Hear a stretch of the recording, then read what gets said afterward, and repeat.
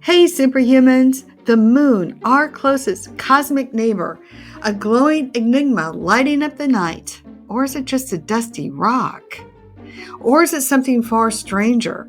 Well, we're diving into the top 5 weirdest moon mysteries that'll make your mind spin, from ringing like a cosmic bell to hidden alien bases.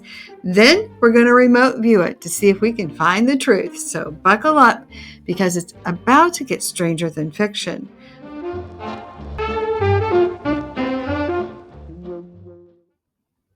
Have you ever wondered why the Earth and the moon's distance and size was just maybe a little too perfect? The moon's eerie perfection defies cosmic odds. Precisely sized and positioned, it eclipsed the sun with flawless symmetry, a spectacle too exact for chance. At 1/4 the Earth's diameter, it's anomalously large and far bigger than most planetary moons relative to their host. Its near circular orbit, unlike the elliptical chaos of others, maintains uncanny stability. The Earth-Moon size ratio, roughly 3.7 to 1, and their proportional distances create a mathematical harmony that feels engineered. Another anomaly is its orbit, nearly circular, maintaining a remarkably stable distance from the Earth, unlike the more elliptical paths of many other moons. This precision, combined with its perfect eclipse alignment, leads some theorists to propose the spaceship moon theory, suggesting the moon is a hollow, artificial construct placed deliberately by an advanced intelligence. The uncanny symmetry of its size, orbit, and cosmic role seems too orchestrated for coincidence. The spaceship moon theory gains traction from intriguing evidence suggesting the moon might be hollow. During the Apollo missions, NASA conducted experiments where lunar modules and spent rocket stages were deliberately crashed onto the moon's surface to study seismic vibrations. Astonishingly, the moon reverberated like a bell. This eerie bell-like resonance, echoing far longer than any solid body should allow, stunned scientists as seismometers on the lunar surface captured its strange song.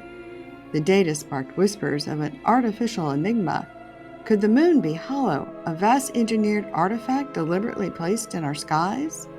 Its haunting vibrations challenged all we know, urging us to unravel the cryptic truths within its silent, scarred visage. While the hollow moon theory is intriguing, mainstream scientists argue that the moon's bell-like vibrations during Apollo experiments result from its dry, rigid, and porous surface, which lacks water to dampen seismic waves. The prolonged ringing, they contend, aligns with the behavior of a solid but highly fractured body, not necessarily a hollow one. Yet, the hour-long ringing, eerily akin to a tuned structure, challenges this, fueling the spaceship moon theory of a hollow, engineered artifact positioned with purpose. What secrets will remote viewing unveil in this cosmic mystery? The moon's haunting vibrations hint at a deeper enigma, one that fuels whispers of conspiracy etched into its very surface. If the moon resonates like a tuned, hollow structure, why do its craters, scarred by eons of cosmic impacts, never penetrate beyond a shallow depth, as if shielded by an unseen barrier? And the moon's most baffling scar stretches across its surface, a massive impact basin spanning thousands of miles, marking a violent collision that should have been torn deep into its core. Yet, the crater is as shallow as even the most minor impacts have created. Why is it that the impacts never go beyond a certain depth?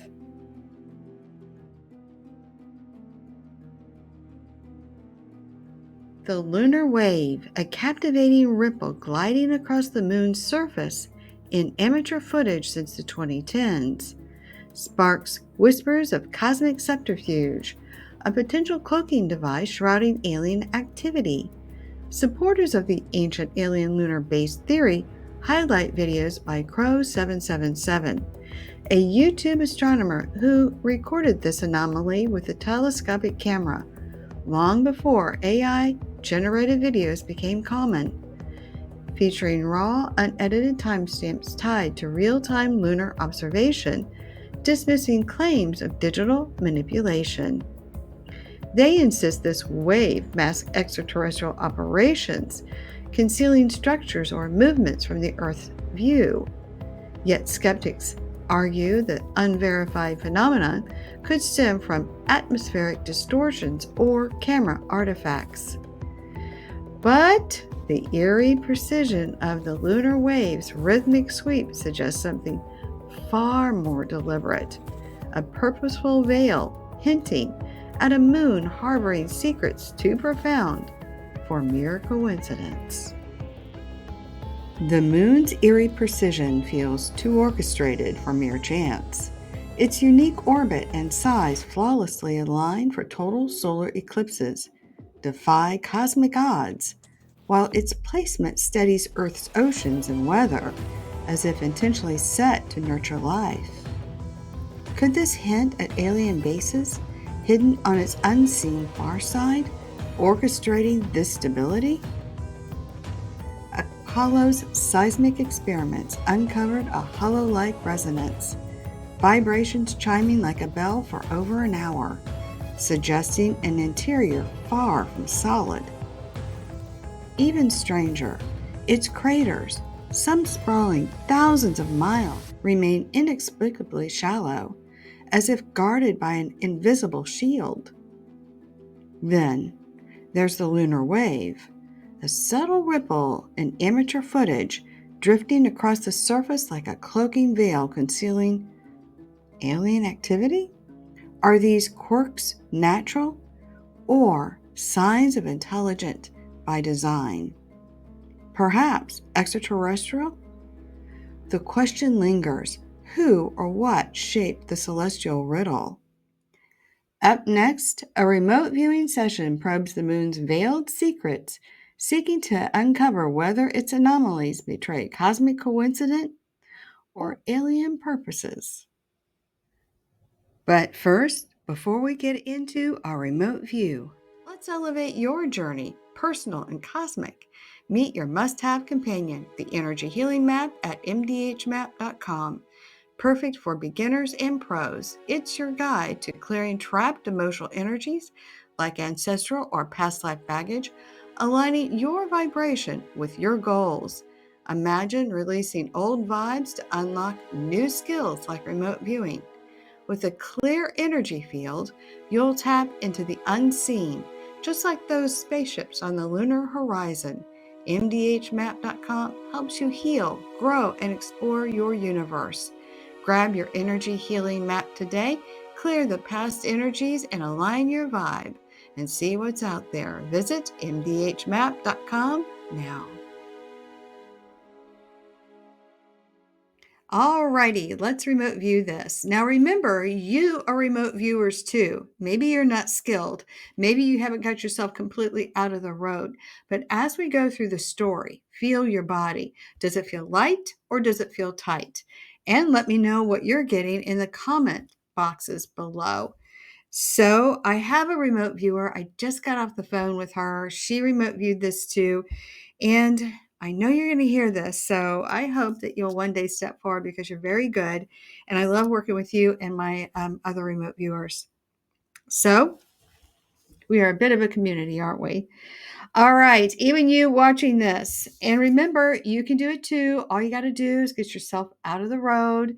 And you can do that by clearing your own trapped emotional energies and gunk, just like we talked about on the MDH map information. All right. The first thing is on our list of questions, or the list of weirdness, is unusual orbit. The reason it feels the orbit is unusual, that it's almost too perfect, is because if you look at other satellites with other planets, there's they're a bit erratic, but our orbit of our moon is actually quite perfect.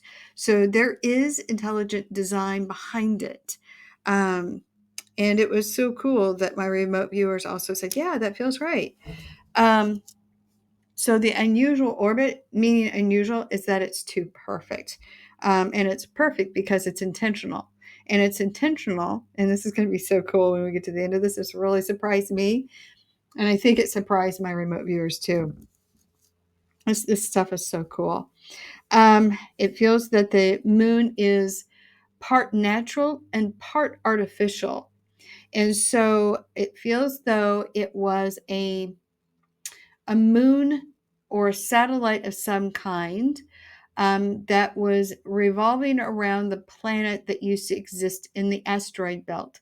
And if you've not watched my videos on the planet between the asteroid belt, maybe take a look at that one, because I do talk about, even though we feel, and science is always ever changing, but at this time, that mainstream science says there's not enough debris in the asteroid belt to create a planet. But it feels that whatever took place, there was something traumatic that took place in this solar system. And we'll get into that too at some point, that obliterated this planet. And what you're seeing is debris from that, but I don't think all the debris from that planet is there.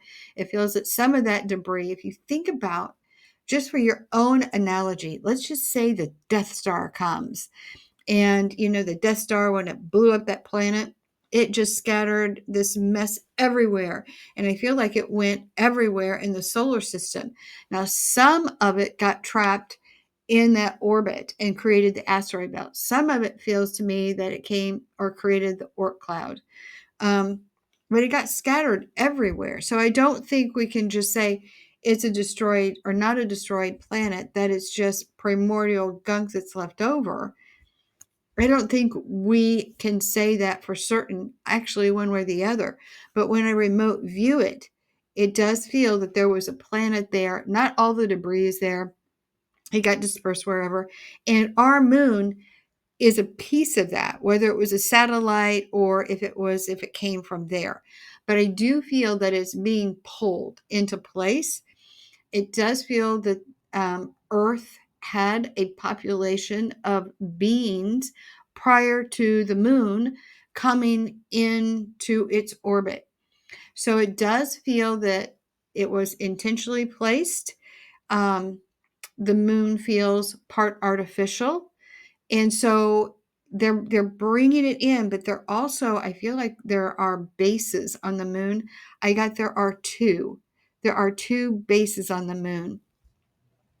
One feels it's occupied by off-worlders or aliens. I like off-worlders. It seems nicer. And then I think maybe there's an offshoot of us that's gone there. It sort of feels that way. So that talks about the size and placement. Now let's get into the hollow moon. I do feel it's hollow. I feel though I think why it's hollow is there are a lot of volcanic lava tubes in the moon. It feels like that. And that, if you've watched my other video, I'm saying, I think one about Armstrong, I'm saying it feels like there's a curvature in the moon and it feels glass-like. I feel like part of that is to how the lava tubes were created. But I also feel there are caverns there, and I do feel that these two bases, it feels that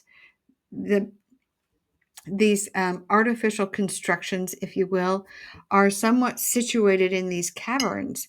But I also feel that there are some artificial structures on the surface, on the far side of the moon. I feel like there are structures there, and it's been there a long time. A really long time. Now, here's what was so interesting to me, because before I did this remote view, I often just assumed that the remote view was, or the moon had been in Earth orbit for probably 4 billion years. I went to billion. That's what I just assumed. But when I remote viewed it, I couldn't go that far back. This remote view took me several days to do. But, and I kept getting the same thing, and I kept saying, "That can't be right. Yeah, that just can't be right." But my remote viewers they all said, yeah, between 25 and 30,000 years ago is when it came and was placed into orbit. And it was intentionally put into orbit. One, it's there to protect the Earth. And I think part of its ability to protect the Earth is that it helps create a stable weather environment, stabilizing the oceans, stabilizing the Earth and the atmosphere. And if the Earth can be stabilized and its atmosphere can be stabilized, then it doesn't get pelted as much, because a lot of the solar debris burns up in our atmosphere. So it's almost twofold. It feels that an Earth without a moon, there were physical beings here, um, but it was a highly hostile environment. Now, this is where it also gets interesting. Um, it feels that moon was placed here. Oh, here it goes. Shoot me if I'm wrong. That's what I get. Don't kill the messenger here. Um, it feels like it was put here by us. And so, if you've watched my other videos, I feel that our civilizations have evolved, even maybe differently, but have evolved and achieved advanced state, advanced technology, advanced being. But ultimately, we have a tendency to self destruct, and then we have to start from the very beginning. So, like, did Atlantis exist? Yeah. And I feel like it existed in a much higher way than we're just assuming that it's like an advanced ancient Roman city or ancient Greek city. It feels like it was highly evolved, actually. And when we talk about Atlantis, I feel like that's what they called almost like the entire planet or what we're on. But that was after the moon was put into place, though.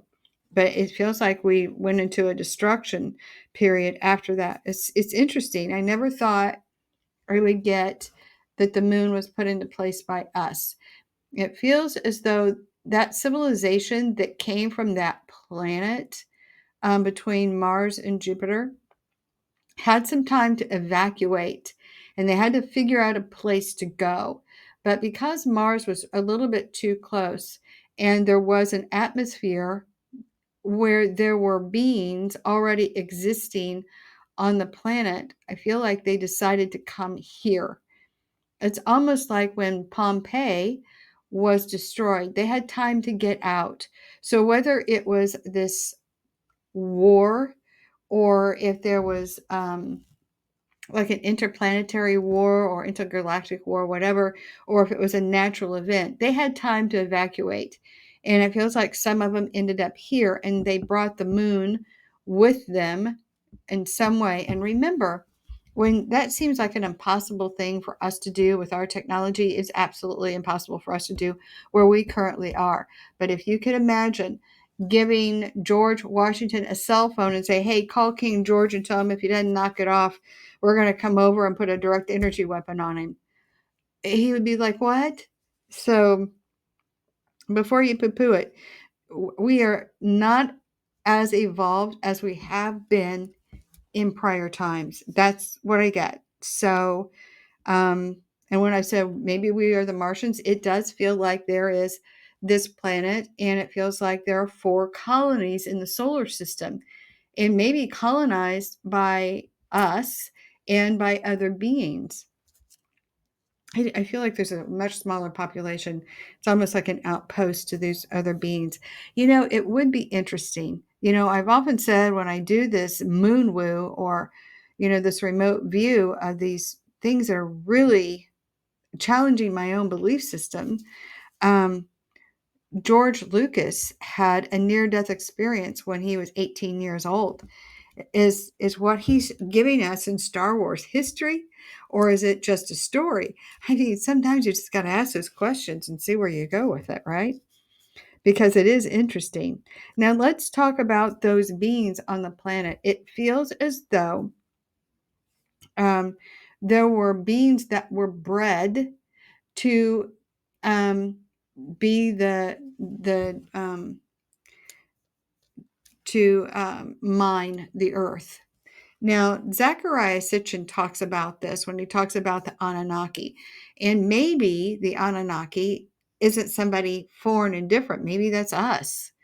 Um, but they talked about how there was the Anunnaki that came in and they bred subhumans, if you will, maybe the Neanderthal or another type of subhuman to mine the earth. You know, if they're not very intelligent, then they won't mind and won't rebel.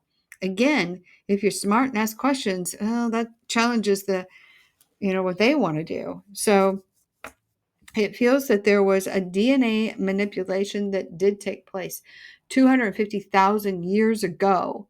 But I don't know, and we'll have to remote view this in one of the upcoming videos.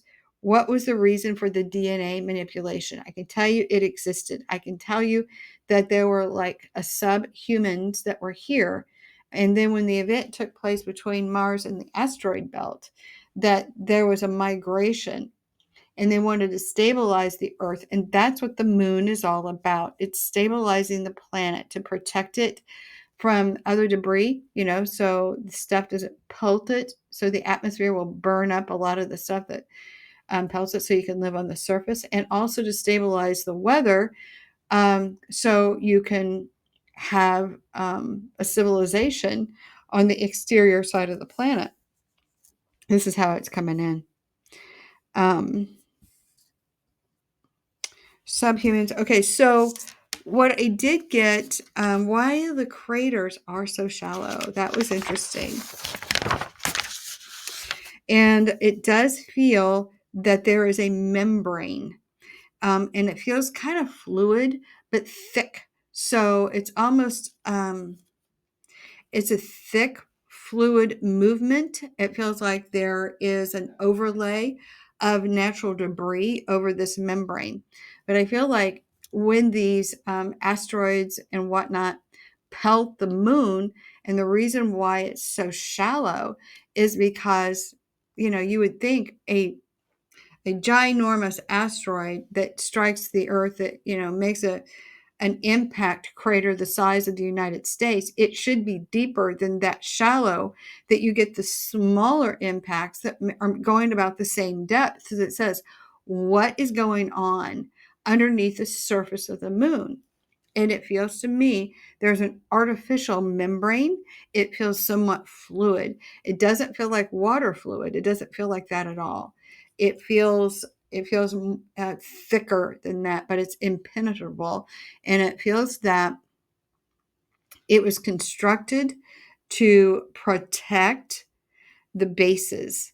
So it is kind of artificial because it had its natural caverns, but they're also able to control it to some degree. Now, let's look at the lunar wave. And that was interesting because when I first tuned into it, I was like, is it like a cloaking device? And to some degree, it does feel like it does cloak. It does sort of want to hide what's going on what's going on the moon. It doesn't feel like a hologram.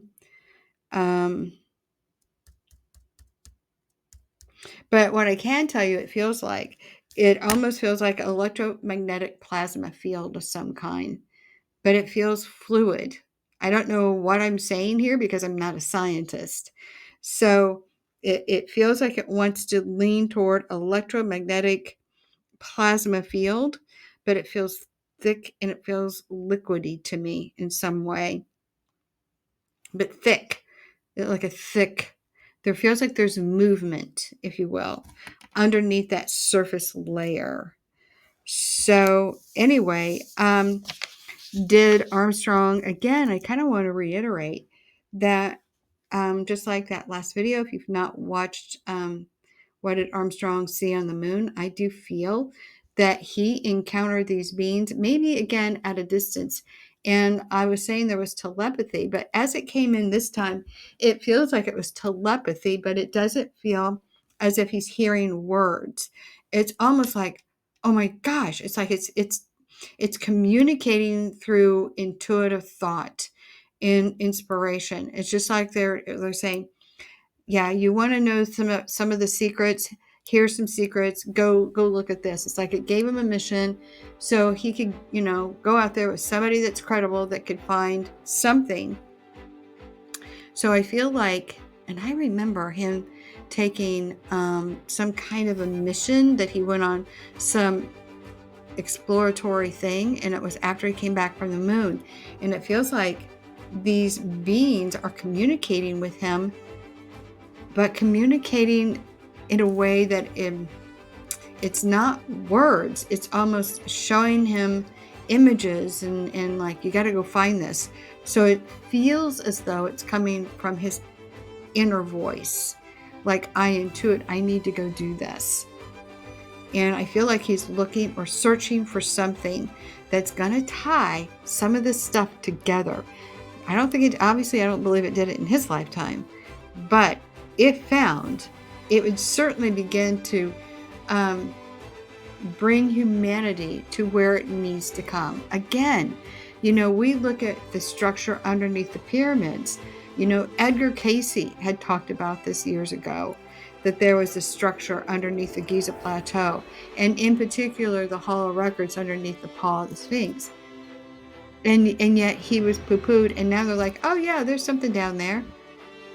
So, humanity does have to evolve, because otherwise, if you give the matches to the 2-year-olds, they're going to burn themselves.